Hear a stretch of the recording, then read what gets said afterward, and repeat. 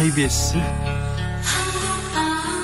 주진우 라이브 그냥 그렇다고요.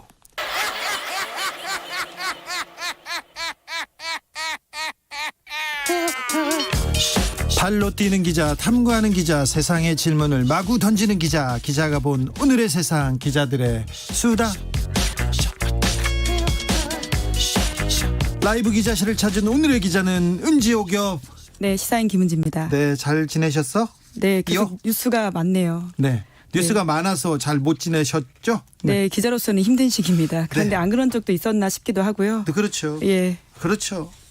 언제 안 그런 적 있어요? 네, 뉴스는 늘 끝없습니다. 네, 첫 번째 뉴스부터 가볼까요? 네, 김봉현 전 스타모빌리티 회장의 세 번째 옥중 편지가 또 어제 언론을 통해서 보도가 됐습니다. 아니, 그 편지도 자주 써요. 연애 편지는 안 오고 오라는 연애 편지는 안 오고 옥중 편지만 계속 옵니다.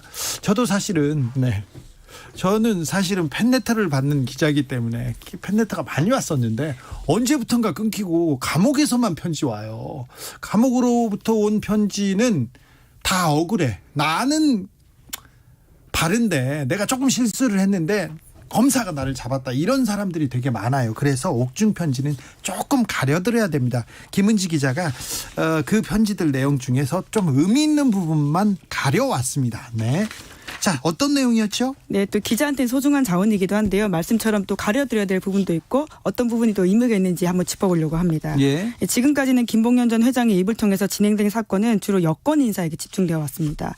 물론 강기정 전 수석 같은 경우에는 비롯해서 여러 인사들은 돈을 받은 사실을 부인하고 있었는데요. 하지만 이번에 김봉현 전 회장이 편지를 통해서 지금까지 자기가 전직 검찰 간부, 그러니까 현직 변호사를 끼고 검찰도 접대했다 이렇게 밝혔거든요. 예. 또 그중에 한 명이 라임스타팀에 갔다라고도 밝혔죠. 예. 그러니까 소위 전관예우, 몰래 변론 이런 수법들이 적나라하게 드러난다라고 할 수 있는데요.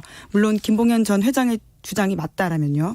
검사 출신인 A 변호사를 통해서 2019년 7월 정도에 현직 검사 3명에게 1,000만 원 상당의 술 접대했다 이러면서 게다가 선임 계약서도 없이 금전을 받고 다른 소위 어쏘 변호사라고 하지요. 네. 예, 그래서 이 사람을 앞에 두고 뒤에서 또 조종하는 역할을 했다라는 거죠. 이런 일은 자주 있어요. 그래서 검사가 사건을 가지고 장난치는 경우, 그리고 전관 변호사가 개입해서 수사를 이렇게 어디까지 마사지하는 경우가 좀 있는데, 자, 그런데 이 부분에 대해서도 오늘 추미애 장관도 이 부분에 대해서 좀 이게 맞다는 식으로 얘기를 했는데, 자, 이 변호사가 자기가 후배들한테 내가 돈 좀 벌었어, 너네들 다 와, 밥 먹어, 이렇게 하면서 술을 산 게 아니고 김봉현과 같이 이렇게 했는 건지, 김봉현 씨의 돈을 가지고 했는지, 이 부분은 이제 좀 밝혀져야 됩니다. 네, 그렇죠. 제 전형적인 법조 비리로 연결될 수 있는 부분들이 분명히 있는데요. 네. 검사의 그 정관예우 그리고 몰래 변론은 그 전형적인 법조 비리의 핵심이라고 할 수 있거든요. 그렇죠. 이름을 밝히지 않고. 이런 예. 일이 많아요. 너무 많아서 어떤 사건에서도 잡을 수 있는데 잘 안 밝혀졌는데, 김봉현 씨가 그분 내가 돈을 주고 했다, 이렇게 접대했다고 왜냐하면 얘기합니다. 준 사람이 말하지 않는 이상은 밝혀지기 쉽지 않은 사건이기 때문에요. 네. 이제까지 잘 드러나지 않았는데 이번에 수면 위로 올라와서 이제 사실 여부를 따져봐야 되는 거고요. 김봉현 물론, 씨의 말이 지금 사실관계가 조금 드러나는 게 있습니까? 네, 우선은 오늘 국정감사에서 추미애 장관은 이제 감찰을 통해서 특정 부분을 확인했다라고 그렇죠. 밝히고 있는데요. 예. 해당 검사 이름까지도 말했습니다. 예. 하지만 당사자는 부인하고 있고요. 예. 뿐만 아니라 A 변호사도 자신이 이런 사실이 없다라고요 주장하고 있습니다. 지금 A 변호사, 해당 검사는 아니라고 하고 있고, 근데 법무부 감찰을 통해서 추미애 법무부 장관은 이거 맞다, 김봉현 씨의 이 접대 부분은 맞다, 이렇게 생각하고 있습니다. 이제 가려질 거고요.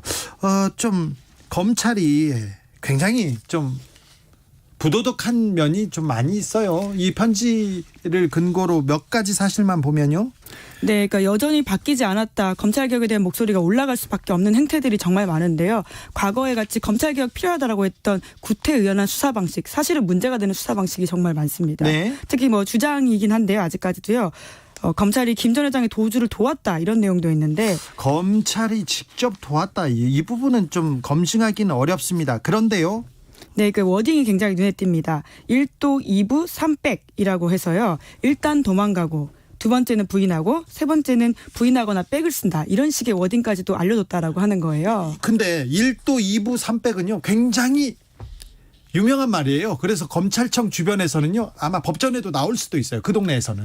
일단 도망가라. 그리고 두 번째는 무조건 부인해라. 세 번째, 정 안 되면 잡히면 백 써라. 이 얘기인데, 이 얘기는 뭐 국민들이 보기에는 듣도 보도 못한 얘기라고 생각하는데, 이거는 변호사들 사회에서, 특별히 검찰 주변에서는 있는 말입니다. 네. 네, 게다가 또 6개월 동안 거의 매일 불려다니면서 검찰에 충성했다. 거의 수사팀의 일원이었다. 이런 주장도 하고 있는데요. 네. 그러니까 기억나지 않은 아주 오래전 사건에 대해서 넌지시 알려주면서 어떤 사람은 이렇게 이야기했는데 넌 어떻게 생각하냐라는 식으로 수사를, 그러니까 진술을 유도하는 방식으로 수사를 했다라고 하고요. 그런 식으로 또 검찰들이 자신의 영웅당처럼 이런 이야기도 했다고 합니다. 산 사람도 눈 뜬 채로 포뜬다. 전직 대통령도 뛰어내리게 했다. 이런 식으로 하면서 자신의 수사 방식을 굉장히 강조했다라고 하는 거죠. 이 부분은 약간 좀 뭐가 좀 첨가됐을 가능성은 있습니다. 그런데 자기가 수사를 받다가 그렇게 느꼈다는 거죠. 예. 네, 그리고요. 그래서 앞으로 계속 검증해야 될 부분들인데요. 그렇기 때문에 구형량을 믿기로 하고 기소를 믿기로 해서 김 전 회장에게 어떤 진술을 유도했는지는 계속 좀 살펴봐야 될 부분입니다. 살펴봐야 됩니다.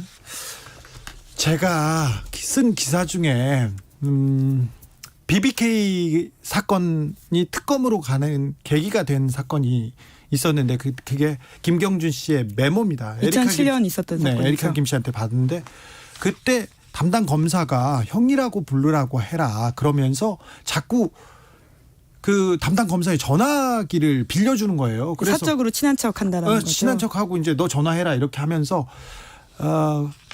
그 BBK 사건에서 이명박 이름을 빼주면 구형량을 3년으로 맞춰주겠다. 집행유예도 내줄 수 있다. 이런 얘기를 했다고 메모를 해서 그걸 보도한 적이 있었는데, 자, 아직도 이런 일이 벌어진다면 검찰은 개혁해야 될 이유가 수만 가지인데 아직도 수사를 가지고 장난치고 있다는 게 보여집니다. 그런데 아직 이 옥중 편지의 신빙성은 100% 라고는 절대 할 수 없어요. 그리고 이건 좀 새겨 듣고 좀 걸러 들어야 됩니다. 그리고 접대를 했는데 변호사가 직접 술을 샀는지 누가 샀는지는 몰라도 룸사롱에서 벌어지고 있다는 것 자체가 국민들이 보기에는 좀 굉장히 문제가 있죠. 그렇죠. 부적절하죠. 예. 아직도. 네.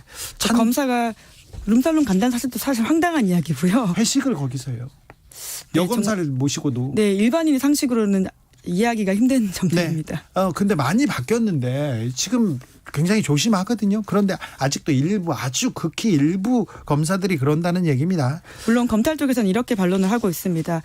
김봉현 회장 수사 당시에 변호사가 대부분 배석했다라는 식의 이야기를 하면서요. 이제 그런 식의 기소 맞춰주기 혹은 뭐 형량 맞춰주기 식의 이야기는 없었다라는 취지 이야기를 하고 있지만요. 네. 하지만 모든 수사에 다 변호사가 들어간 것도 아니고요. 또 앞뒤로 티타임이라고 해서 전형적으로 그런 때 말씀하신 적인 이런 이야기들을 하거든요. 네. 그렇기 때문에 그런 가능성이 또 없다라고 볼 수 없습니다. 감옥에 간 사람들은 다 억울하다고 얘기해요. 그리고 자기는 죄 없는데 자기만 그렇다고 얘기하고요. 그리고 1차, 2차, 3차 지금 편지에서 그리고 그 전에 그 재판에 나와서 김봉현 씨가 한 얘기하고 지금 편지에서 배치되는 부분도 있습니다. 그래서 좀 걸러 들어야 되는데 여기에서 검찰의 행태를 조금 보고 갑니다. 저희가 조금 이 부분은 좀 심도 있게 취재를 해서 더 전해드리겠습니다. 찬조이님이 좋은 거 배우고 갑니다. 얘기합니다만, 네, 아까 1도 예, 첫 번째 우선 걸리면 도망가고 두 네. 번째는 부인하고 세 번째는 백을 써라. 예. 사실 이게 현실에서는 좀 먹히는 대목인데 예, 나중에 정말 씁쓸한 이야기죠. 나중에 얘기하겠습니다. 결국 거기엔 다 돈이 필요하다는 이야기니까요. 그렇죠. 예. 그냥 가서 조사받아야 되는데 일단 도망갔다가 나중에 그냥 긴급 체포돼서 구속되는 경우도 많으니까 다 써먹으면 안 됩니다. 저거 안 됩니다. 자, 다음 뉴스로 가볼까요? 네, 이러한 상황들 때문에 계속해서 언급되는 단어가 있는데요. 네. 바로 공수처입니다. 공수처, 그렇죠. 네, 검찰이 스스로 견제하지 못한다. 이런 비판들이 많기 때문에 결과적으로 검찰의 수사와 기소는 바깥 기관에 맡겨야 된다는 논리가 형성이 되는 겁니다. 이게 검언유착 의혹이 나왔을 때도 수사를 받던 한동훈 검사장 측에서도 검찰 수사를 못 믿겠다고 했었어요. 그리고는 그 수사를 하는 쪽에서도 그 전에 있는 검사들 못 믿겠다고 했어. 검사들도 검찰을 못 믿는데 국민들이 검찰을 어떻게 믿어요? 네, 그리고 결과적으로 정말 공정하게 했다고 검찰이 주장한다고 하더라도요. 그 과정상의 공정함이 제대로 구현되지 않았기 때문에 국민이 신뢰하기 힘든 결과가 나올 수도 있습니다. 그렇죠. 네, 그렇기 때문에 과정 자체를 공정하게 만들어주는 공수처가 필요하다. 이런 이야기들이 많은데요. 사실 공수처의 필요성은 더 커지고 있습니다. 네, 그래서 지난해 이미 공수처법이 통과됐고 2월 달에는 공수처 설립 준비단이 발족됐습니다. 그런데 예. 이거 공수처 되는 거예요. 한다고는 했는데 잘 되는지 모르겠어요. 네, 게다가 사무실이 마련되어 있는데요. 하지만 가장 중요한 인사가 나지 않아서 아직까지 사무실 포장지조차 뜯지 못했다고 합니다. 얼마 전에 이낙연 대표랑 추미애 장관이 공수처 사무실 갔는데 빈 사무실 횡하게 그냥 둘러보고 왔잖아요. 네, 의자의 비닐도 뜯지 못한 상태라고 하는데요. 그러니까 출범도 못하고 있죠. 그런데 지난 주말에 좀 변수가 생겼어요? 네, 국민의힘에서 추천위원 2명의 이름을 내정해서 발표했습니다. 두 사람의 이름이 임정혁 그리고 이현 변호사인데요. 이 두 분을 내세웠는데 지금껏 내정하지 않을 것처럼 하다가 두 분을 내세웠습니다. 자, 임정혁 변호사는 검찰 출신이죠? 예, 대표적인 공안통인데요. 이명박 정부에서 대검 공안부장까지 지냈습니다. 예. 그 당시가 공안 전성 시대였기 때문에 계속 승진을 했던 인사인데 박근혜 정부에서 옷을 벗었습니다. 그때 이명박 정부의 사실은 이명박 정부 때 검찰 내 핵심이었어요. 이분이 가장 잘 나가는 손가락에 꼽히는 세 사람 중에 한 사람이었는데 박근혜 정부가 들어오면서 이명박 정부 때 너무 잘 나간 사람들은 배제됐습니다. 그래서 그 이후로 배제됐어요. 네, 게다가 이현 변호사는 세월호 이야기를 빼놓을 수 없는 인사인데요. 박근혜 정부 시절에 세월호 참사의 진상조사를 하는 세월호 특조위 당시에 여당 그러니까 새누리당 추천 몫으로 부위원장을 맡은 바가 있습니다. 부위원장을 맡아서 큰일 하셨죠? 네, 임기 내내 방해했다라는 비판을 가장 많이 받았고요. 유가족에게 3차례나 고발당한 바가 있습니다. 게다가 시민단체 4.16 연대 발표에 따르면 특조위는 세금 도둑 이라는 식의 이야기까지 이현 변호사가 했다고 하고요. 그리고 해양수산부의 비밀문건 내용에 따라서 특조위 조사를 아주 조직적으로 방해했다 이런 의혹까지 받고 있습니다. 근데 이현 변호사는 정치권과도 굉장히 끈끈한 연결고리가 있는 것 같아요. 그래서 정치권에서 무슨 일이 있을 때 이렇게 중요한 일이 있을 때마다 계속 추천됩니다. 네, 게다가 공수처가 위헌이다 이런 이야기까지 한 바 있기 때문에요. 그래서 정말 국민의힘에서 공수처 추천위원으로 보내는 게 세월호 진상조사처럼 방해하려고 하는 게 아니냐라는 국민의 더불어민주당과 정의당 쪽 비판이 있습니다. 네, 얼마 전에 자유한국당에서 KBS 이사로도 이분 추천했었죠. 네, 그런데 방통위 쪽에서 임명 요청을 하지 않았습니다. 아, 그래요? 아무래도 문제가 있는 인사다라는 비판들을 받아들인 것으로 보입니다. 근데 아무튼 야당에서 추천위원을 이렇게 추천위원까지 두 분이나 추천했으니까 공수처가 조금 굴러가는 건가요? 이제 출범하는 건가요? 네, 이제 그런 기대가 커지고 있는데요. 또 막상 또 그렇지도 않습니다. 이제 2라운드 올라갔다라는 말도 많은데요. 네. 왜냐하면 공수처장 추천위원회가 위원장까지 합쳐서 모두 7명입니다. 그러니까 여당 추천 2명, 야당 추천 2명, 그리고 그 외에 3명의 자리가 또 있는데요. 이렇게 되기 때문에 또 자리가 메꿔지는 부분이 있고요. 게다가 합의제 부분이 있기 때문에 한 명이라도 복소리를 반대를 낸다면요. 이게 쉽지가 않은 상황입니다. 지금 이 법안으로는 공수처가 지금 꾸려지고 출범하기는 어려워요. 그래서 법 개정이 필요하다는 목소리도 큽니다. 네, 지금 그래서 국민의힘 쪽에서는 또 다른 법 개정을 요구하고 있는데요. 공수처법에 독소 조항이 있다라는 식으로 해서 개정을 요구하고 있고, 그리고는 더불어민주당 쪽에서는 여기도 법 개정 요구하죠. 다른 방식으로, 그러니까 마냥 기다릴 수 없기 때문에 공수처법을 개정하겠다 이렇게 이야기하고 있습니다. 자, 공수처가 필요하다는 것까지는 아는데 정치권의 삿바싸움으로 힘겨루기로 지금 공전하고 있습니다. 자, 국민들이 관심을 가지면 이것도 출범하게 될 겁니다. 그것도 빠른 시간 내에. 마지막으로 어떤 뉴스입니까? 네, 종전선언과 관련된 또 좋은 소식 있어서요. 알려드리려고 합니다. 어떻게? 예, 제가 여러 차례는 아니고 몇 번 전해드린 바가 있는데요. 물론 엄청난 진전은 아니지만 의미 있는 진전이 있다고 합니다. 예. 미국 하원에서 발의된 한국전 종전선언 결의안에 의원들 51명이 이름을 올렸다라고 합니다. 지금 미국 국회의원들이 그러니까 한국전 종전선언을 지금 찬성한다, 결의하겠다 이런 내용인 거죠? 네, 그렇습니다. 지난해 2월 달에 민주당에서 발의된 결의안인데요. 한국전쟁의 종식과 평화협정 체결을 촉구한다. 이런 내용을 담고 있습니다. 예. 당시만 하더라도 30명이었는데요. 지금 꾸준히 숫자가 올라가고 있습니다. 자, 꾸준히 숫자가 올라가서 통과 가능성도 있습니까? 예, 근데 그건 사실 쉽지가 않은데요. 전체 하원 의석이 435석입니다. 네. 그러니까 이 중 절반을 차지해야 되는데요. 아직은 조금 멀다라고 볼 수 있고요. 게다가 종전선언 결의안이 통과가 된다고 하더라도 이것이 법적 효력이 있는 부분은 아니기 때문에 네. 우리가 의미 있는 노력을 했다라고 보는 부분들로 봐야 될 것 같습니다. 아무튼 미국의 국회의원들도 한국의 종전선언을 찬성한다는 거 아니에요. 근데 우리 일부 언론들하고 정치 세력은 안 된다, 종전선언 안 된다, 북하고는 무조건 싸워야 된다, 이렇게 주장하시는 분들이 있는데 그분들이 미국을 좋아하시니까 하는 얘기인데 미국 국회의원들도 종전선언 찬성하고 있습니다. 그리고 이 많은 분들이 서명하고 있다는 거 김은지 기자가 알려준 겁니다. 네, 게다가 가장 핵심인 인물들이 찬성하고 있다는 게 사실 이번 발의안의 핵심이라고 볼 수 그렇죠. 있는데요. 하원 의장, 외교위원장, 그러니까 외교위원장이 될 사람들은 다 찬성하고 있다면서요. 네, 그런 점이기 때문에요. 이번 안이 당장 이번에 통과가 안 된다고 하더라도 다음에 또 될 수도 있다라고 볼 수 있습니다. 네. 지금까지 기자들의 수다, 시사인의 김은지 기자 함께했습니다. 감사합니다. 예, 감사합니다. 라디오 정보센터 다녀올게요. 정한나 씨. 문재인 대통령은 마무리에 접어든 21대 국회 첫 국정감사와 관련해 국정감사가 정치 공세의 장이 된 점은 매우 아쉽지만 여야를 막론하고 정부 정책에 대한 합리적 비판과 대안은 적극적으로 수용하고 반영하겠다고 밝혔습니다. 추미애 법무부 장관이 오늘 법사위 국감에서 라임 옵티머스 사건 관련 수사지휘권 발동이 적법했다고 재차 강조했습니다. 또 윤석열 총장의 국감 발언에 대해 선을 넘는 부분이 있었다며 지휘 감독권자로서 송구하다고 말했습니다. 독감 백신을 맞고 사망한 것으로 신고된 사례가 오늘 0시 기준 59건으로 집계됐습니다. 질병관리청은 이 가운데 46건은 인과성이 낮다고 판단했고 접종을 계속하겠다고 밝혔습니다. 국내 코로나19 신규 확진자 수가 119명으로 다시 세 자릿수를 기록했습니다. 지난 한 주 국내 코로나19 확진자 3분의 1은 병원과 요양시설 등을 통해 감염된 것으로 조사됐습니다. 코로나19 바이러스가 사람의 폐세포를 감염시키는데 6시간이면 충분하다는 연구 결과가 나왔습니다. 인체 내에서 바이러스에 대응하는 면역 반응은 감염 이틀이 지나서야 나타났습니다.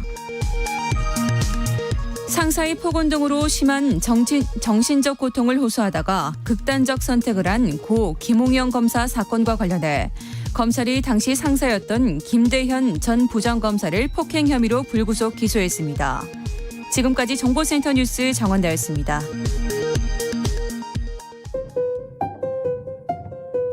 정치 피로, 사건 사고로 인한 피로, 고달픈 일상에서 오는 피로. 오늘 시사하셨습니까? 경험해보세요. 들은 날과 안 들은 날의 차이. 여러분의 피로를 날려줄 저녁 한 끼 시사. 추진우 라이브.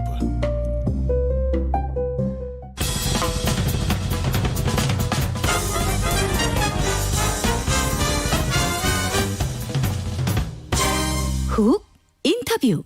훅 인터뷰 이어갑니다. 10월 26일 역사의 오늘은 매우 중요한 일들이 벌어집니다. 먼저 41년 전 오늘 박정희 대통령과 김재규 중앙정보부장이 등장하죠. 그리고 111년 전 오늘 안중근 의사와 이토 히로부미가 등장합니다. 1909년 10월 26일 오전 9시 반이었습니다. 하얼빈역에서 세 발의 총성이 있었고요. 그리고 79년 10월 26일 저녁 7시 40분에 궁정동 안가에서 유신 독재의 심장을 쏜 두 발의 총성이 있었습니다. 그날의 이야기 들어보겠습니다. 함세웅 신부님 모셨습니다. 안녕하세요. 네, 안녕하세요. 네, 반갑습니다. 방송 전에 기도하시던데 무슨 기도하셨어요? 네, 오늘 우리 주진희 기자와 대담 제가 잘 정리해서 방송 들으신 분들께 성경 말씀처럼 잘 전달되기를 바랐고 민족의 일치와 화합 또 코로나의 조속한 종식이랄까 극복 우리 공동체를 위해서 함께 기도하면서 돌아가신 모든 분들의 영원한 안식 함께 기원했습니다. 네, 1979년 10월 26일 김재규 중앙정보부장이 박정희 대통령과 차지철 경호실장을 사살했습니다. 그때 기억하십니까? 네, 저는 그 당시에 영등포 감옥에 있었어요. 네.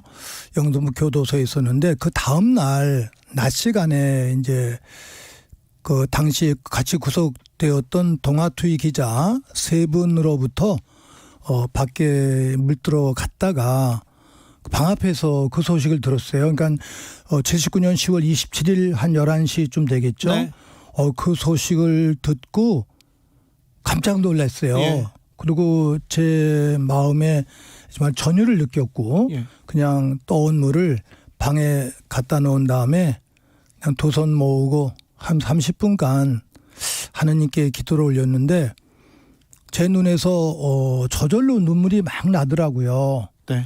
그래서 그때 제가 제 신앙 체험, 하느님 체험이 이게 성서에서 말하는 해방의 체험, 네. 자유의 체험, 하느님의 구원 체험이구나. 이런 걸 느끼면서 고귀하게 간직하고 늘 우리 시대를 위해서 함께 기도하고 있습니다. 그 눈물이 감동의 눈물인데 기쁜 쪽입니까? 슬픈 쪽입니까? 매운 쪽은 아니시죠? 그게 뭐 기쁨도 넘어서는 네. 뭐 초월적 눈물이겠죠. 예. 하느님의 눈물. 네. 네. 감동의 눈물이요. 네. 김재규 장군의 그 박정희 대통령 사살 이게 어떤 의미가 있다고 보십니까? 네. 제가 그 과거사 또 민주화 그 심의위원회에서도 증언한 바가 있었는데 그 당시에 그 유신 독재의 한거에서 맞선 분들은 다 민주화의 운동가로 평가하고 있거든요. 네. 그다음에 그 정권에 의해서 포갑에 의해서 고문당하셨거나 상처받으신 분들은 또 민주화의 보상 대상으로 또 평가받고 있어요. 제가 증언할 때 그렇다면 그 독재 정권의 핵인 유신의 핵을 깬 그 김재규 중앙정보부장은 바로 민주화의 으뜸 공로자가 아니냐. 그런 측면에서 자신의 전 존재를 걸고 공동체를 위해서 선택한 이 부분은 역사가 바르게 평가해야 된다라고 제가 말씀드리면서 독일의 히틀러를 제거하려 했던 그 이제 보네퍼 목사님의 결단이라든지 또 오늘 기억하는 이등박문을 사살한 우리 안중근 의사의 결연한 결단과 맥을 갈취할 수 있는 큰 의미가 있다. 이렇게 제가 증언한 바 있습니다. 네. 신부님께서 김재규 장군이라고 계속 얘기하시고요. 12.16 재평가와 김재규 장군 명예회복을 위한 추진회를 만들어서 활동도 했습니다. 그런데 김재규는 반역자다. 저기 독재자한테 잘 먹고 잘 살다가 그러다가 이제 화가 나가지고 갑자기 쏘았다 그러면서 민주화 운동을 했다는 데는 좀 회의적인 시각이 있지 않습니까? 네, 뭐 그렇게 생각할 수 있습니다. 이제 예. 그런데 그 변화의 점이 변화된 계기가 어떤 것이냐가 중요한 것 같아요. 우리 사도 바오로의 경우 예수님을 반대했을 뿐만이 아니라 그리스도교 신자들을 죽이려고 하고 또 체포하기 위해서 활동하셨던 분이셨거든요. 네. 그런데 하늘로부터 계시 또는 예수님 체험을 한 다음에는 급변하면서 예수님의 으뜸 제자가 됩니다. 김재규 중앙정보부장이 군인으로서 또 나름대로 박정희 전 대통령과 함께 살았던 그 전력은 나름대로 부정적으로 우리가 평가해야 마땅합니다만 그 시기에 그분이 공직자로서 고민을 했어요. 네. 이게 옳은 일인가 고민하면서 살다가 부산 11.6 또 11.7 봄항쟁을 예. 목격하고서 이건 아니다. 그전에도 여러 차례 박정희 그 대통령을 좀 제거하려고 계획을 세웠었다가 이루지를 못했었는데 봄항쟁을 체험하고 나서는 이건 아니다. 네. 이건 시대의 명령이다. 그러면서 결단을 다짐했거든요.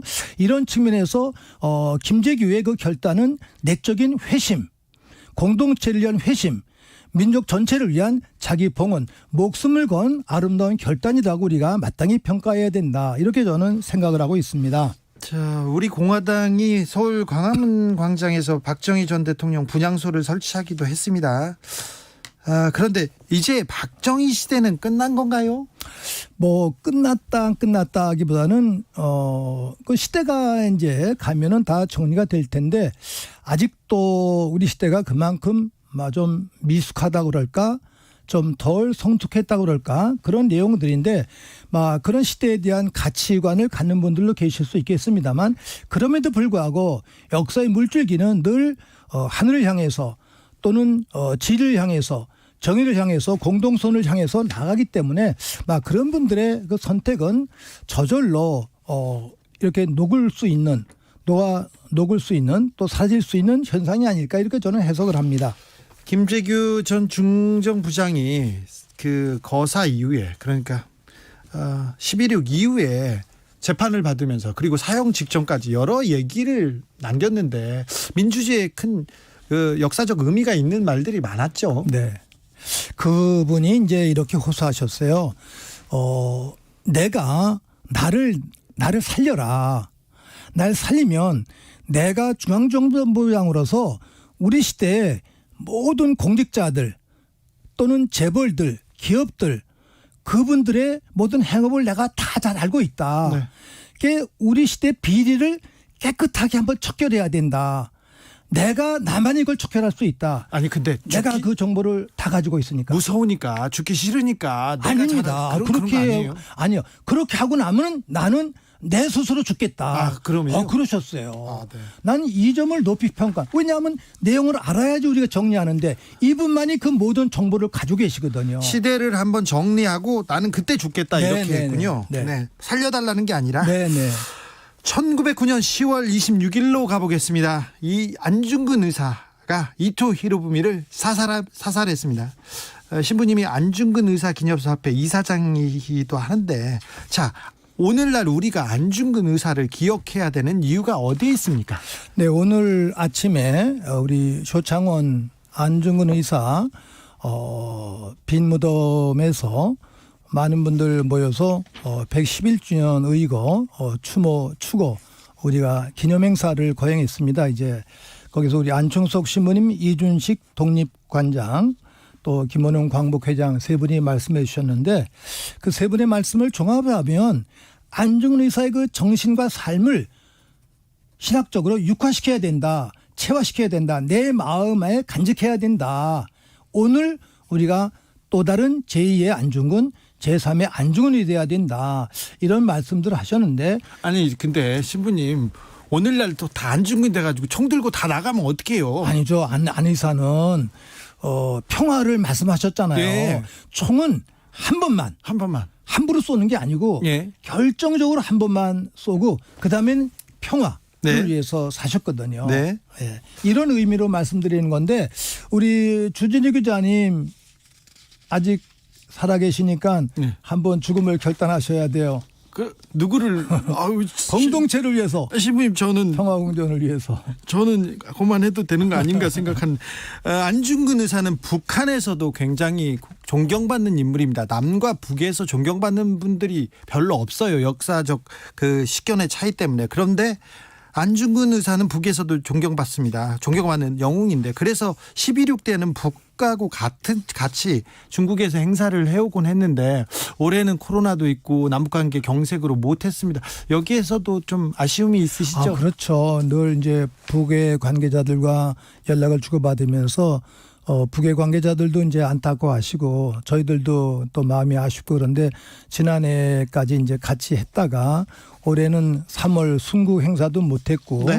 또 의거 행사도 못했는데 하여간 코로나가 잘 극복되어서 빨리 남북이 안중근 의사의 정신을 함께 만나고 평화 공존을 일으켰으면 참 좋겠습니다. 네, 천주교 정의구현 전국사재단은 또 삼성의 개혁 그리고 이건희 회장의 반성을 위해서도 기도도 많이 하고요. 그다음에 시국선언도 하셨었는데 이건희 삼성전자 회장이 별세했습니다. 신부님은 어떤 생각 드셨어요? 네, 뭐 죽음은 경건한 사건이죠. 어제 주일미사 봉헌하면서 그 전날 돌아가신 우리 박순경 교수님 여성신학자 통일운동가 또 훌륭한 청소년들의 규감이신데 박순경 교수님을 위해서 기도 올리면서 함께 이건희 회장도 기억하면서 기도 올렸어요. 아, 이건희 회장을 위해서요? 네네. 제가 어제 뉴스 보면서 저도 많은 것을 배웠는데 다만 아쉬운 거는 그분의 한계겠죠. 기업가의 한계인데 마누라와 자식을 빼놓고 모두 바꾸라. 네. 이게 그분의 아주 강력한 메시지였었는데 성경은 그 마누라도 자식도 버려야 된다. 이게 성경의 말씀이거든요. 마누라 자식도 버려야 됩니까? 이게 이런 성경의 정신을 가지고 기업을 했더라면 이 세계가 아니라 우주를 바꿀 수 있는 그런 기업을 했었을 텐데 여전히 마누라와 자식에 집착된 이 한계, 이게 우리들의 한계, 그 자본주의 한계가 되겠죠. 성경은 심장을 찢어라 그랬어요. 네. 심장을 찢어야지 새로운 세상이 온다라는 건데, 이건희 회장을 제가 높이 평가하면서 역시 가족에 매몰된 그 한계가 삼성의 한계 또는 우리 시대 모두의 한계가 아닐까, 이런 생각하면서 또 그분을 위해서 또 삼성이 더 잘 되기를 위해서 함께 기도했고, 이 기회에 삼성이 정말 뉘우치고 반성했으면 참 좋겠습니다. 승계 이런 부분은 가족에게 지금 얽매여서 일어난 사건이어서 그런 얘기를 하시는 거니까. 해석을 잘해 주셔서 고맙습니다. 네. 가족과 네. 그러니까 마누라하고 자식을 버려야 됩니까, 신부님? 저도. 그냥 주기자님은 버리시면 안 돼요. 네, 알겠습니다.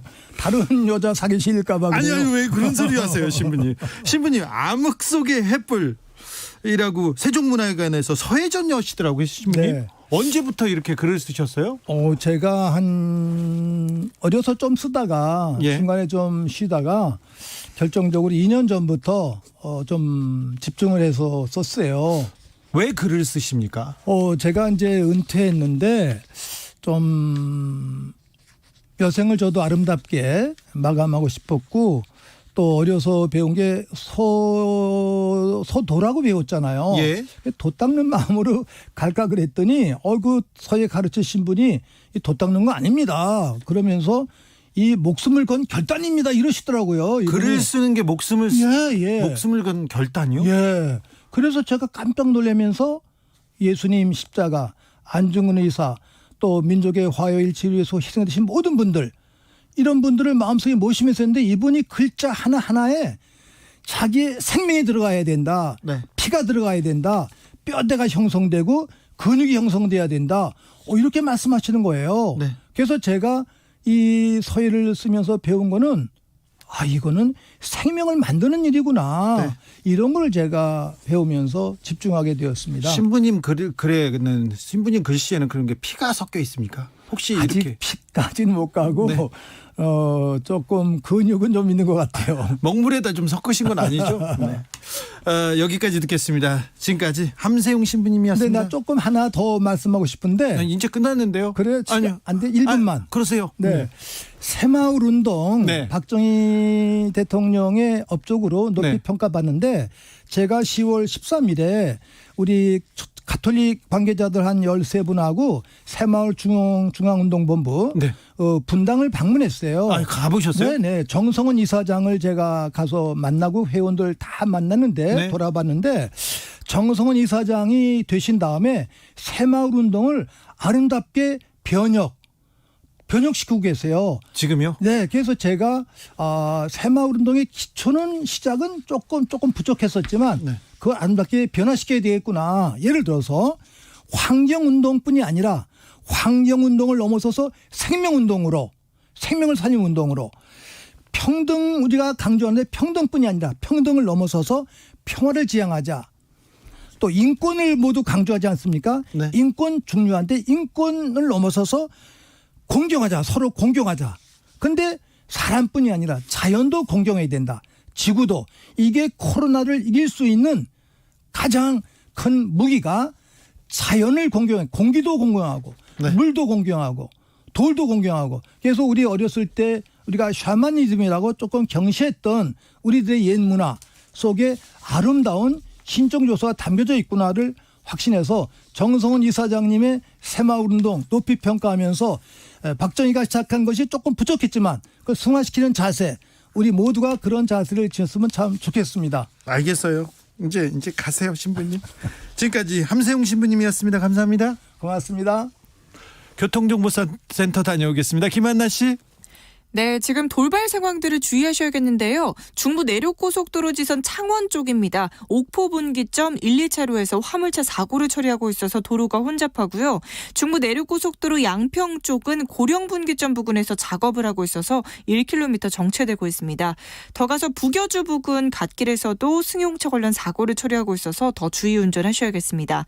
청주 영덕고속도로 영덕 쪽입니다. 탄부터널부터 속리산 부근 사이에서 작업이 계속되고 있습니다.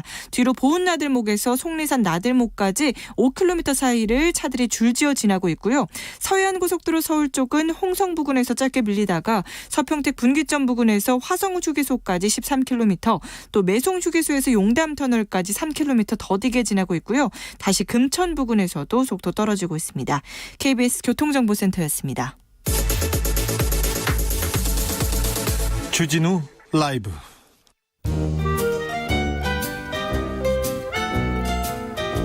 민생이 먼저다. 함께 잘 먹고 잘 사는 법 찾아보겠습니다. 민생과 통하였느냐? 생생민생 통. 안진아 소나 민생생각 안지골 소장님 어서 오세요. 네, 안녕하십니까. 알겠어요. 바쁘신지 알죠? 네, 바쁘냐고 안 물어볼게요. 어떤 얘기 먼저 하시겠습니까? 예, 방금 제가 용인에서 오는 길인데요. 알았어요. 용인 또. 예, 경기도 용인까지 간 이유는 용인시의회랑 용인시 일각에서 예. 용인시에 거주하는 대학생들한테 반값 등록금을 지금 추진하는 조례를 만들고 있더라고요. 그래요? 아직 통과는 안 됐는데요. 네. 뭐냐면 중앙정부가 주는 국가장학금까지 받은 다음에 네. 그 나머지 금액도 부담스러우니까 그중에 절반을 지원해 주는 건데요. 올해 안산이 경기도 안산이 최초로 시행하고 있고요. 네. 내년부터 경기도 고양시가 시행을 합니다. 네. 그다음에 여주시도 시행을 하고요.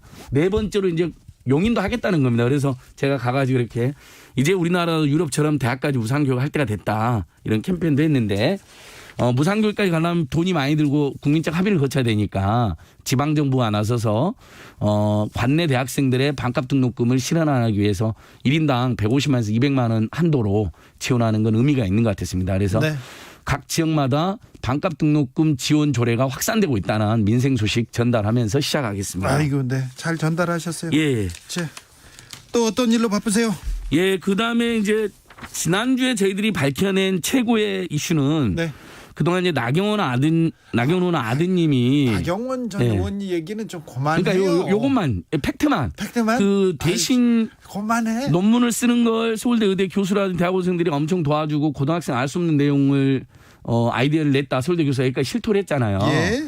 그다음에 그게 이제 제일 저자 논문이고 제4저자 논문은 부당한 저자 표시다까지 네. 확인이 됐고요. 예. 근데 더 놀라운 건 제일 저자 논문은 이탈리아 밀라노에서 발표를 하는데 그렇죠. 대학원생 서울대 보냈다며요. 대학원생이 대신 갔다는 것까지 제가 확인을 했습니다. 예. 누가 갔어요? 더 놀라 그 대학원생을 시킨 겁니다. 그러니까 일종의 대학원생이 나경원 의원 아드님 뒤치다거리를 해주다가 그렇죠. 심지어는 아드님 못 간다고 하니까 예. 본인이 가서 발표까지 했는데 네. 나경원 의원이나 이분들은 공동저자니까 문제가 없다고 발표를 했는데 하나 공동저자가 아니라는 게 공동저자 자격이 없다는 게 확인된 부당저자였고요. 예. 두 번째 그 비용을 보건복지부가 서울대 의대에 어떤 A라는 연구를 해라고 준 돈을 전용해 가지고 그 대학원생한테 나경원 아들 대신 발표하는 비용을 350만 원이나 준 겁니다. 정부 돈이에요. 내 돈이네. 그렇습니다. 그럼 그래서 내가 지금 나경원 전 의원 아들의 심부름 하는 대학원생 밀라노 여행비를 댄 거 아니에요? 예, 그럼? 밀라노 가는 비용을 340만이나 된 겁니다. 그래서 예. 이건 굉장히 중요하잖아요. 국민 혈세를 예. 혈세로 운영되는 실험실을 무단으로 쓰고 무상으로 쓴 것도 모자라서 특혜로 쓴 것도 모자라서 심지어 밀라노에 있는 발표를 서울대 의대 교수들이 기획을 해주고 예. 근데도 본인이 못 간다고 하니까 그래 그러면 대학원생을 대신 보내가지고 발표까지 시켜줬는데 난 이거 억울한데 이거 예. 잘못됐는데 왜 그렇습니다. 서울대는 이걸 지적도 안 해요. 그러니까 근데 서울대 연구진실성조사위원회에서 이 부분에 대한 내용이 쏙 빠져 있는데 국정감사에서 네. 서동용 의원이나 강민정 의원 같은 분들이 지적을 해가지고 확인이 된 겁니다. 네. 그래서 이건 우리 국민들께서 제가 더 이상 언급은 안 하겠지만 우리 애청자들께서 판단하셔야 될 부분인 거죠. 알고 있어야 될 중요한 정보인 거죠. 이건 심지어 340만 원에 대한 혈세가 쓰여졌다. 이건 단순히 엄마 찬스가 아니고 이건 좀 잘못된 거예요. 서울대와 예. 이 교수들이 이거 세금을 갖다 쓴 거예요. 예, 그래서 제가 오늘 아침에 오마이뉴스라는 인터넷 매체에 뭐라고 말했냐면 서울대의 의대 교수와 대학원생 여러 명이 나경원 박근혜 정권 최고 권력 실세였던 나경원 전 의원의 아드님을 위한 입시 비리 커넥션이 발생한 거라 사실상 알겠습니다. 그렇게 이제 규정을 해야 된다고 보고 있습니다. 알겠어요. 예. 4551님이 사는 게 어째 이렇게 어려울까요? 고 노무현 대통령 말씀처럼 먹고 사는 것, 입는 것 이런 걱정 좀 안 하고 살았으면 좋겠어요. 예. 그 부분에 있어서 우리 안진걸 소장님 애써주셔서 감사합니다. 이렇게 또 예, 많이 부족합니다. 알겠어요. 교육비, 주거비, 의료비, 통신비, 이자비, 교통비 확 줄여야 되는데 오늘 통신비 이야기 아주 집중적으로 지금 해보겠습니다. 네. 정말 중요한 정보가 이번에 밝혀졌는데요. 네. 국회 김상희 부의장이 밝혀낸 내용입니다. 우리나라에서 이동통신 3사가 요금 감면해주게 되는 제도가 있습니다. 예. 취약계층이나 저소득층을 중심으로요. 근데 그게 이제 장애인, 기초생활수급권자, 차상위 계층, 그다음에 65세 이상 기초연금을 받는 어르신들, 국가유공자 이렇게 되어 있는데 총 808만 명 정도가 되거든요. 근데 실제 감면을 받는 분들은 500만 명밖에 되지 않는다는 자료가 나왔습니다. 무려 308만 명 정도가 감면을 못 받고 있는데 그 금액이 4,837억에 다른다는 겁니다. 이 부분은 얼마 전에 KBS 9시 뉴스에도 특종으로 크게 나왔습니다. 그래서 지금부터 이 방송을 들으신 분 중에 해당자가 있을 수도 있고 주변에 알려주셨으면 좋겠어요. 일단 장애인하고 국가유공자 선생님들은 이동전화에서 기본료 및 통화료가 35%가 감면이 되고요. 네. 그다음에 이동통신에서 최대 33,500원이 감면이 됩니다. 네. 근데 이 부분을 신청 안 하면 감면을 못 받는 거예요. 그다음에 차상위 계층 같은 경우도 최대 이동통신에서 21,500원까지가 감면이 됩니다. 자, 소장님 좀 천천히. 자, 그러니까 어떤 사람한테 혜택이 간다고요? 자, 장애인하고 국가유공자들에게는 이동통신 기본료 및 통화료가 35%가 감면이 되고요. 자, 기초생활수급권자 중에서 가장 어려운 생계급여를 받는 분들, 의료급여를 받는 분들은 올 최대 33,500원이 감면이 되고요. 이동통신에서만. 네. 그다음에 주거교육급여를 받는 분이랑 차상위 계층 분들은 최대 21,500원이 감면이 되고요. 자, 그러니까 차상위 계층, 장애인 그리고 그 조금 어려운 분들한테는 예, 국가유공자. 네, 어려운 분들한테는 지금 그 통신비 할인 혜택을 줄 수 있다는 거죠? 예, 최소 올 21,500원에서 최대 올 33,500원까지가 감면이 됩니다. 그다음에 예. 시내전화나 시외전화, 인터넷전화 따로 또 50% 정도 요금이 감면이 되고요. 그런데 이걸 무려 308만 명이 신청을 안 해가지고 4,800억을 지원을 못 받았다는 겁니다. 아니 그런데 그러면 300만 명이 혜택을 받는다는 건 통신사는 알잖아요. 문자를 한번 보내고 말았다는 겁니다. 그런데 그러면 안 되는 거죠. 근데 신청을 해야 준다고요? 그러니까요. 이거 그 통신사에서 지금 4천억 원대 불법 이익을 본 거 아닙니까? 맞습니다. 이게 이제 정부라든지 사회보장원에서 이 통계가 다 있습니다. 이분들에 그러니까 대한 신청 정보가. 안 하면 돈 안 줬다는 거 아니에요? 지금 예, 거대 그렇습니다. 통신사들이. 예, 그래서 이게 이번에 국회 김상희 부의장실에서 밝혀낸 내용인데요. 예. 특히 이제 65세 이상 어르신들 중에 기초연금을 받은 분들이 하위소득 70% 기초연금 나오잖아요. 예. 그분들은 11,000원씩 의무 감면이 됩니다. 총 감면 대상자가 530만 명인데요. 실제 감면받는 분은 올해 6월 기준으로 240명 자, 되지 500 않았어요. 몇만 명 중에 200 몇만 그러니까 절반 정도만 예. 신청을 해서 그 혜택을 보고 있는데 그러니까 우리 어르신들 11,000원씩 감면받는 거. 소장님 예. 이거 의무적으로 아니 어르신들 감면받게 해야지 왜 신청을 해야만 그러니까 통신 3사 결국은 신청 안 하면 그것을 낙전 수입으로 챙기려고 하는 부당 그렇죠. 의도가 있는 건데 자. 이렇게 하면 되잖아요. 자, 사회보장정보원하고 정부의 자료가 있으니 취약계층이 지금 우리나라 취약계층이 중복을 걷어내고 808만 명이라는 게 확인이 됐거든요. 이분들은 그냥 통신 3사에서 알아서 해당자 올 최대 21,500원, 많게는 최대 33,500원. 그다음에 어르신들은 올 11,000원씩 의무 감면이거든요. 네. 이걸 알아서 해주면 되는데 아직 이제 그걸 제가 맹렬하게 촉구하고 있고요. 다만 이 방송을 들으셨으니까 우리도 해당할 수 있겠다는 분들은 빨리 신청하셔야 돼요. 빨리 통신사 114로 일단 내일 당장 전화해가지고 114로 전화를 예. 하셔가지고요. 그냥 모든 사람들이 전화를 해가지고 내가 어떤 혜택을 받을 수 있냐고 일단 물어보십시오. 예, 맞습니다. 그래서 장애인이나 국가유공자나 기초생활수급권자 차상위 계층인 해당자이거나 주변에 아는 사람, 그다음에 어르신들은 소득의 70%까지가 해당이 되니까 오히려 층이 굉장히 넓잖아요. 예. 그래서 대상자가 530만 명이나 되는 거거든요. 자, 500만 명 이상이니까 여러분도 해당될 수 있습니다. 일단 114로 전화해서 그렇습니다. 내가 이런 상태인데 혜택을 볼 수 있는지 물어보십시오. 그러면 통신 감면 혜택 받을 수 있는 확률 굉장히 높습니다. 그러니까 자, 소장님. 그다음에 그 다음에 하지 말고 나경원도 하지 말고요. 예. 그만. 아니, 이 통신비 자, 중에 통신비도 그만하시고 자, 국감인데 예. 사람들이 국민들이 정쟁만 있고 민생은 없다 이렇게 생각합니다. 예. 그래서 소장님이 봤을 때 자 이번 국감에서 좀 이건 잘 짚었다 아니면 부족하다 이런 민생 이슈가 뭡니까? 예, 여전히 오늘 또 보니까 또 굉장한 정쟁이 있었는데 그나마 이번에 택배 노동자들 이슈가 많이 된 거. 그래서 예. 그래서 지금 회사에서 그렇죠. 계속 개선안 내고 있어요. 우리 주진우 아베에서 촉구한 대로 네. 분류 인력에 CJ가 4,000명을 투입하기로 했고요. 네. 롯데 택배, 한진 택배도 수천 명을 투입하기로 했습니다. 예. 이렇게 되면 기사님들 과로사를 줄일 뿐만 아니라 벌써 일자리가 10,000개 가까이가 생기는 겁니다. 그렇네요. 예, 그러니까 우리 청년들 일자리 부족한데 10,000개 가까운 일자리가 생긴다는 거, 과로사도 줄어든다는 거. 네. 근데 방금 말씀드린 것처럼 이렇게 통신비 문제가 많이 밝혀져 가지고 통신 3사가 요금을 인하하겠다고 밝혔습니다. 잘했어요. 예, 이제 이런 건 우상호 의원실이라든지 정필모 의원실이 나서서 집중적으로 문제점에서 확인이 됐는데 5G 안 터지는 분들 통신 3사가 몰래 보상해 준 것도 확인됐는데요. 통신 3사한테 이야기하면 보상을 안 해주잖아요. 네. 국민신문고하고 과기정통부 산하의 통신분쟁 조정위원회 민원을 같이 낸 사람들 11명한테 평균 25만 원 정도를 보상해 준 게 이번에 확인된 겁니다. 다른 사람도 이거 해당되겠네요. 그러니까요. 세상에 그 내용은 다음 주에 너무 하겠습니다. 억울하죠. 통신사에만 내면 묵살됐는데 국민신문고에 같이 냈더니 25만 원을 돌려줬다는 겁니다. 이게 무슨 말입니까? 정필모 의원실에 밝혀낸 알겠습니다. 내용인데요. 굉장히 의미 있습니다. 이 내용은 다음 주에 예, 이어가겠습니다. 국민신문고. 네. 예, 고맙습니다. 지금까지 안진걸 소장이었습니다. 테이크아웃 시사 나왔습니다. 오늘도 하나 챙겨가세요. 주진우 라이브.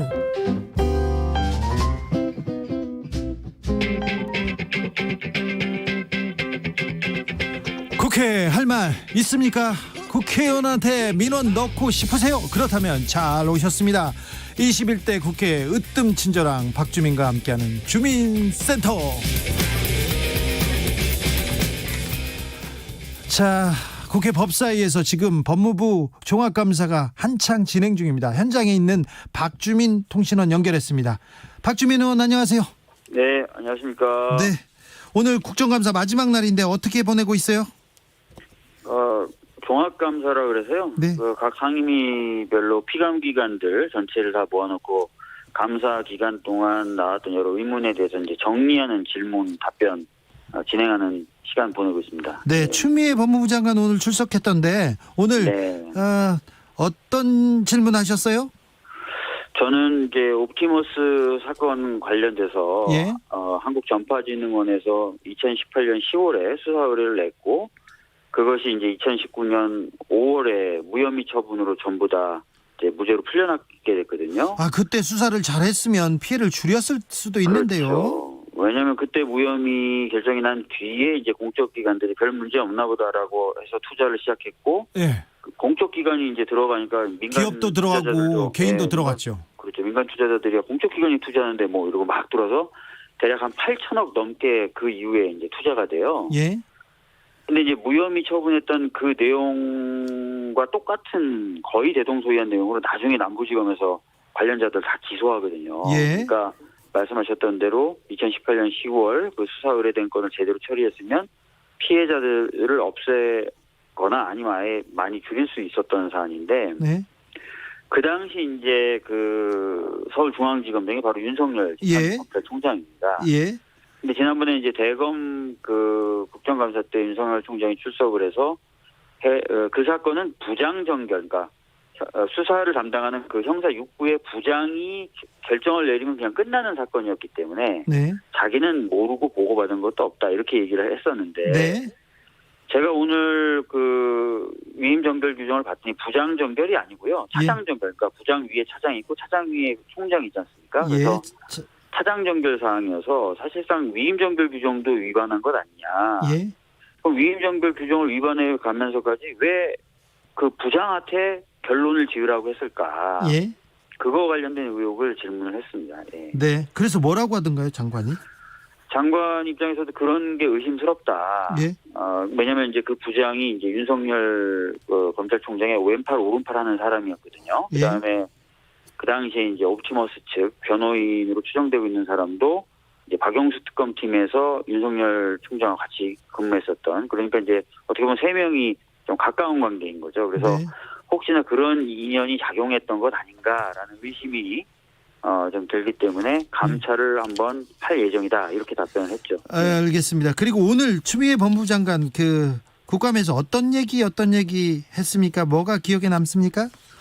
방금 말씀드렸던 옵티머스 건은 여러 의원들이 질의를 했고요. 네. 그다음에 라임 관련돼서도 여러 사람들이 질문했었고, 그다음에 윤석열 총장이 이제 그 지난번 국감에 출석해서 뭐 부안이 아니냐 네. 또는 장관의 수사지휘가 적법하냐 위법하냐 이런 거 가지고 설왕설래 많이 했습니다. 예. 국민의힘에서 마감 시한 직전에 공수처장 후보를 지금 2명이나 추천했습니다. 자, 그럼 공수처 조금 굴러갑니까? 이제 진행됩니까?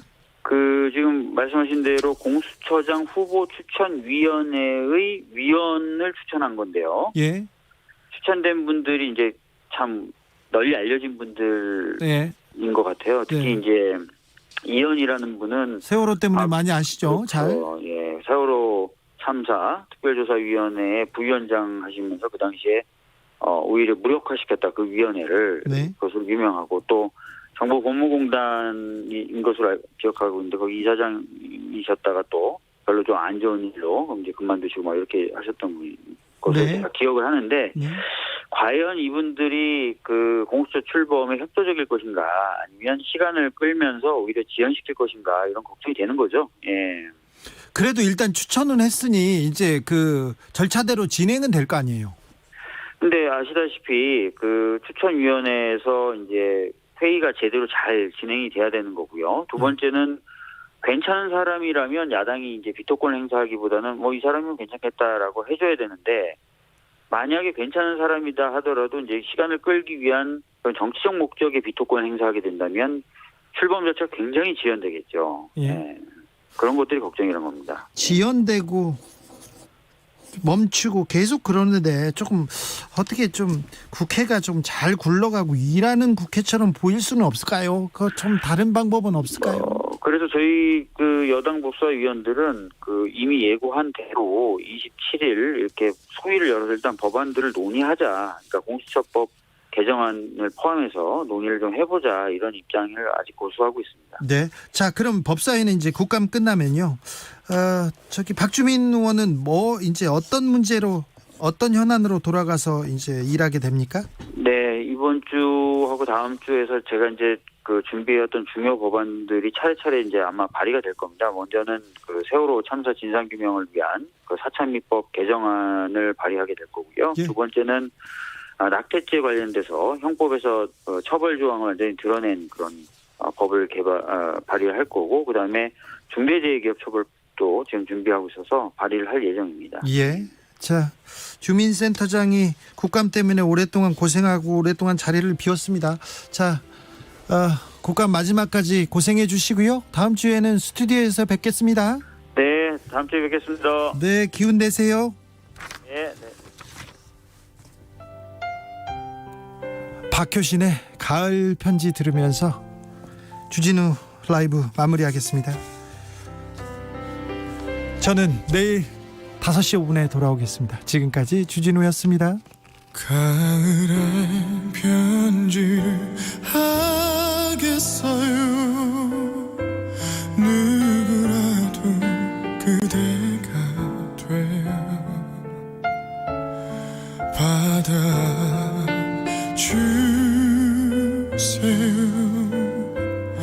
낙엽이